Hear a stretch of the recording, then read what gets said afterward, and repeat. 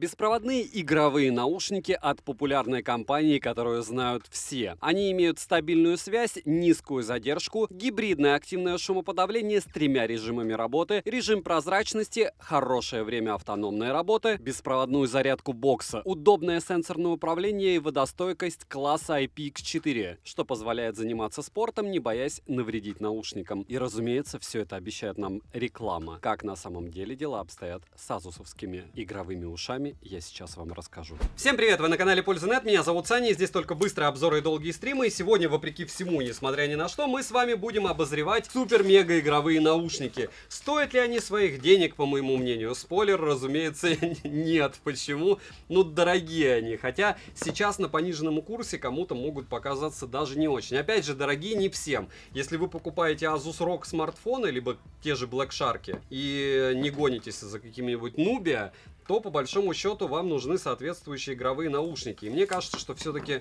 основа, база вообще игрового вот этого концерна и фронтмена — это всегда Asus. То есть их смартфоны игровые всегда самые дорогие, но по моему опыту они и правда самые крутые. И ощущение от них игровое, и вообще цвет, блеск, красота. Опять же, все равно все сейчас плюс-минус одинаково. Если вы купите смарт за 20 тысяч, не факт, что он будет хуже смарта за 80. Главное правильно подобрать. Напомню, что сейчас у меня два топа на канале до 25 тысяч и дороже 25 тысяч рублей.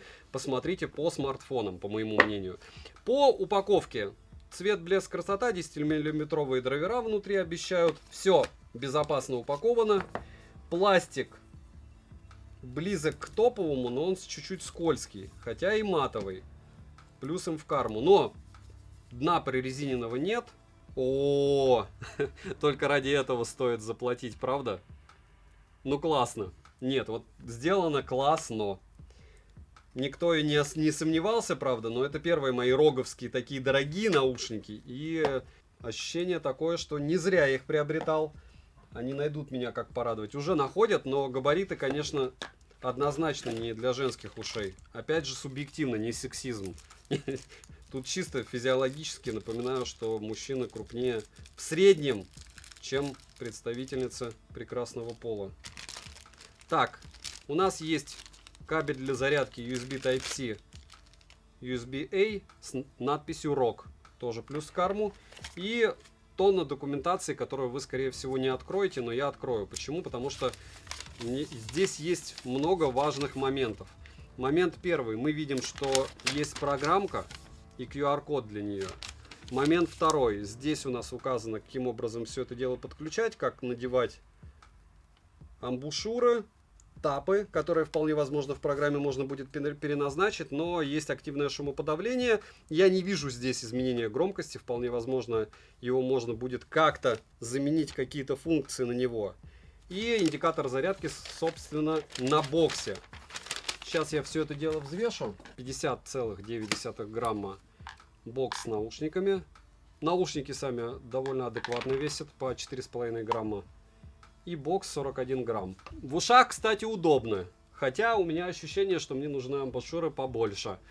Я уверен, что большинству так и будет. Две пары сменных амбушюр, абсолютно обычные, силиконовые, однородные.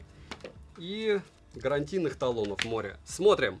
7 обзоров в неделю выгружаю, ежемесячно разыгрываю 5 Mi Band 6 серии за лайк, подписку и комментарий к любому видео. Условия конкурсов, которых под конец месяца всегда много, и мои контакты в описании. В прикрепе же мой телеграм-канал с промокодами на Алиэкспрессе, либо выгодными предложениями, плюс там эксклюзивный контент. Примеры съемок новых телефонов, на которые еще не было обзоров, утопление этих телефонов, как было с Oppo Find X5 Pro, обзор на который, кстати, будет завтра. Все розыгрыши 30 числа каждого месяца на стриме на канале для стримов по ссылке в описании. Перейдем же к беспроводным наушникам. Полетели. Поставляются данные уши только в черной расцветке, что неудивительно. Зарядный бокс выглядит необычно и интересно. Общую картину портит только отсутствие антискользящей поверхности на дне бокса. Выполнен он из матового пластика, качество материалов хорошее, как и сборка, но не топовая. Корпус марки, отпечатки пальцев видны на нем прямо отчетливо. А в чехол запихивать, радости нет, потому что в этом его основной шик во внешнем виде. Потертая Потертости и царапины за время моего использования не появились на нем, что хорошо. Габариты 57 на 54 на 33 мм. В кармане носить можно, но не сказал бы, что удобно. На корпусе расположили глянцевый логотип компании, краткую информацию, подсветку состояния заряда аккумулятора бокса и разъем USB Type-C. Открыть одной рукой довольно сложно, но можно. Крышка в открытом состоянии фиксируется, шарнир пластиковый и небольшой клюв у крышки присутствует, но только в закрытом состоянии. Хлопок звонкий и слегка раздражающий. Внутри бокса оформлено все достойно. Мы имеем два горизонтальных места под наушники с двумя контактами для зарядки в каждом и светящийся логотип RGB, за что однозначно плюс, так как выглядит это действительно круто и по-геймерски. Но настроить подсветку под себя возможности нет, и можно сказать, что это первый фейл. Наушники в боксе слегка гуляют, если попытаться вытряхнуть их, то много усилий прикладывать не придется. Емкость аккумулятора бокса производитель не указал, полный цикл зарядки занимает стандартные 2 часа, беспроводная зарядка на борту, за что отдельное спасибо. Наушники можно перезарядить от бокса не больше 5 раз, что уже, как по мне, более чем достаточно. Саморазряда я не наблюдал. Переходим к наушникам. Изготовлены наушники из матового пластика тактильно приятного. Дизайн интересный, так как на ножке расположили утопленную надпись ROG, а выше находится логотип. Из-за формы самих наушников в ушах они смотрятся привлекательно. Габариты 39 на 20 на 16 мм. Звуковод не длинный, овальной формы, и в размерах он 5,9 на 7,3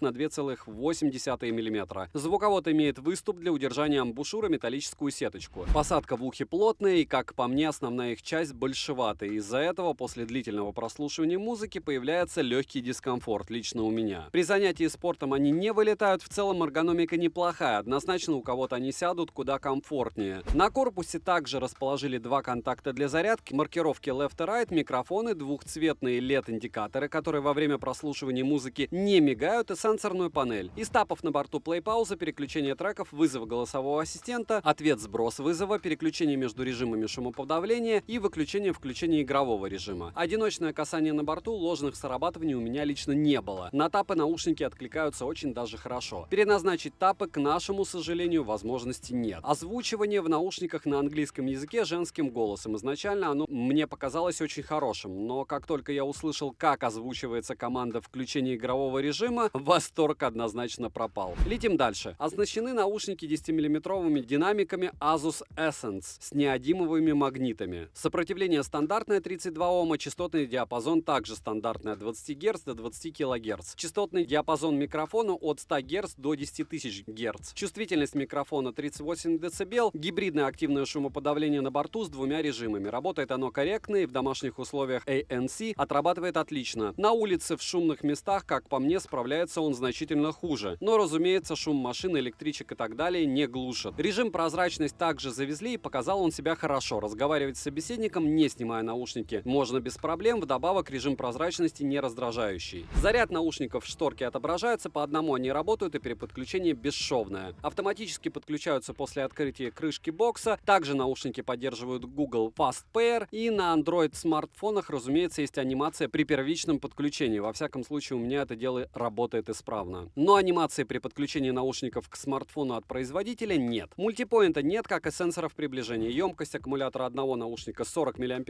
Полный цикл зарядки занял по тесту 1 час 7 минут. Отыграли они по кодеку AAC. У меня 4 часа 36 минут, что довольно неплохо. Быстрая зарядка на борту и 10 минут по заявлению производителя дают 90 минут работы. В моем случае они прожили час в тех же условиях. То есть, может быть, они имеют в виду на 50% громкости, они 1,5 часа должны прожить. Защита от пыли и брызг класса IPX4 есть только у наушников. Пота они не боятся, как и мелкого дождика. Я решил их искупать в воде около 30 секунд, ничего с ними не случилось. Разумеется, я дал им просушиться, после чего проверил их работоспособность. Работали. Так делать нельзя. Так можно делать только с наушниками, у которых есть IPX7. Приложение, к которому подключаются данные наушники, называется Armoury Crate. Лично мне оно максимально не понравилось, оформлено все не лучшим образом. Приложение на русском языке, за что отдельное спасибо. В настройках наушников есть ползунок громкости, оптимизация звука с 6 готовыми пресетами, включение-выключение виртуального объемного звука, и я попытался понять, в чем фишка данной функции. Но сколько раз я включал и выключал ее, разницы в звуке я не обнаружил. Также спасибо за эквалайзер с 9 заготовками и кастомный 10-полосный эквалайзер тоже на борту. Откликаются наушники на эквалайзер довольно хорошо, так что подкрутить звук под свои предпочтения возможности есть. Далее есть ползунок усиления басов и включение-выключение игрового режима. Во второй вкладке находится приводится заряд наушников по отдельности и в процентах, что удобно, но заряд кейса не отображается. Обновить прошивку возможность есть, но мне обновления не прилетали. Летим дальше. Bluetooth версии 5.0, и это, конечно, фейл, учитывая, сколько стоят наушники и что уже есть Bluetooth версии 5.3. Из кодеков на борту AAC и SBC, что довольно скромно, никаких кодеков высокой четкости тоже не завезли. Через одну стену наушники не отваливались, а через две уже ловили фризы. Задержка на YouTube глазу незаметна, в играх задержка с включенным игровым режимом минимальная, играть в шутеры можно без проблем. Но если вам нужно отсутствие задержки, то лучше присмотреться всегда к проводным наушникам. Да, если у вас нет мини-джека, можно использовать переходник, а если нет переходника, то можно Type-C-шные наушники, в принципе, покупать. Главное по проводу, если вы проф-игрок. Примеры вы сейчас увидите задержки на экране у данных наушников.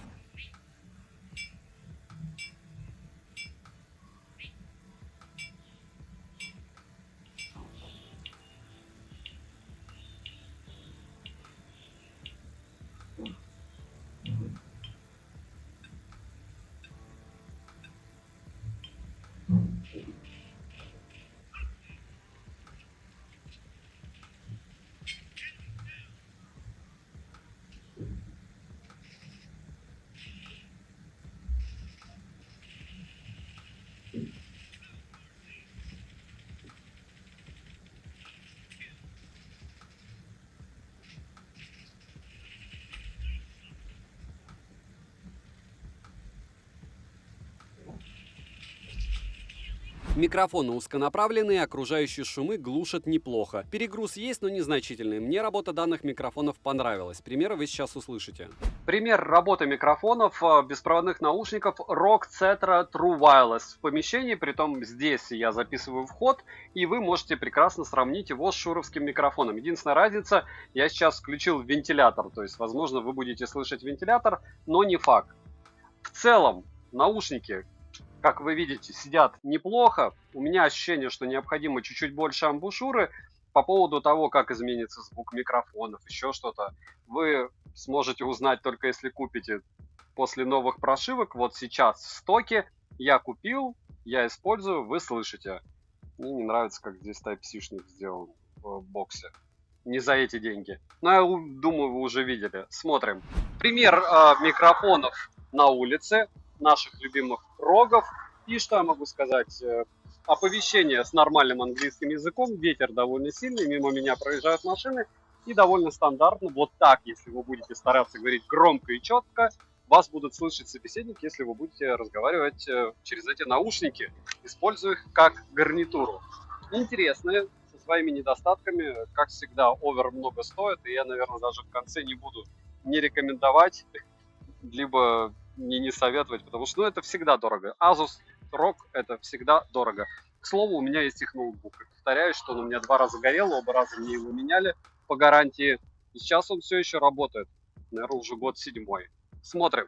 Звучание в стоке. Запаса громкости практически нет, что удивительно. Я прослушивал музыку не ниже, чем на 85% громкости, что для меня странно. Обычно мне хватает 70. Каши я не обнаружил. Напоминаю, что звучание можно подогнать в приложении, к примеру, навалить басов или наоборот. Воспользоваться готовыми пресетами эквалайзера или настроить вручную. Если говорить о стоковом звучании, то оно относится к басхедному, что было и так очевидно. Бас объемный, средний бас в наличии, но многослойности по минимуму. Середина проработана неплохо. Высокий без лишнего акцента средняя сцена, глубина присутствует, как и ощущение пространства. Инструменталу не хватает детальности, вокал эта пара отыгрывает неплохо, опять же по мне. В целом стоковое звучание лично у меня вау-эффекта вообще никакого не вызвало. Также дела обстоят в играх, даже с применением настроек для оптимизации звука под игры. Звучание просто хорошее и предназначено просто для игр. Из минусов: наушники в боксе издают звуки шума, что неприятно. Нет возможности настроить RGB подсветку бокса. Нет возможности переназначить тапы, нет сенсоров приближения, нет мультипоинта, нет анимации, сырое приложение, нет кодеков высокой четкости, не отображают заряд бокса в приложении. И за эти деньги очень странно, но нет вау-эффекта от звука вообще. И по мне, они все-таки габаритные и неудобные. Цены можете посмотреть по ссылке в описании к видео. Если промокоды, смотрите в моем телеграм-канале, также по ссылке в прикрепленном комментарии. Плюс, напоминаю, там есть эксклюзивный контент. Подписываемся. Так же, как на телеграм-канал взаимопомощи, нас там почти 15 000 человек. Мата и хамство там тоже нет, как и на этом канале. Резюмируя, Asus ROG Centra действительно имеют неплохие материалы, интересный дизайн и неплохой функционал, но, как по мне, они подойдут только для игр, и то не всем, так как все полезные функции, которые мы имеем в обычных беспроводных наушниках, в этой ценовой категории и дешевле здесь отсутствуют. За эти деньги не иметь мультипоинты и не иметь даже возможности добавить туда сенсоры приближения, отключения, подключения, но это странно. Логично, что производитель позиционирует данную модель как игровые под свои смарты, но одной минимальной задержкой в играх, по мне, не обойтись в них. Тем более, учитывая, что это беспроводные наушники. Девайсу по этому ценнику однозначно и нет. Пишем в комментариях, что бы вы хотели еще увидеть на обзор. Добра и удачи вам, дорогие друзья!